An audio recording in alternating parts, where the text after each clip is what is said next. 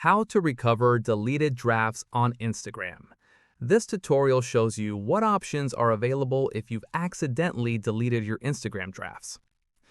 First, it's important to understand that Instagram doesn't have a built-in recovery feature for deleted drafts.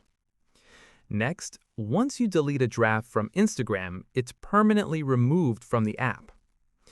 Following that, open the Instagram app on your Android device to check if any drafts remain. Now, tap on the plus icon at the bottom center to create a new post. Moving forward, look at the top of the screen for the Drafts folder. Afterwards, tap on Drafts to see if any saved drafts are still available. In addition to that, if you don't see the draft you're looking for, it means it was permanently deleted. Once there, unfortunately, there's no recently deleted folder for drafts like there is for posts. Subsequently, if you had cloud backup enabled on your device, you might be able to recover the original photo or video you used in the draft.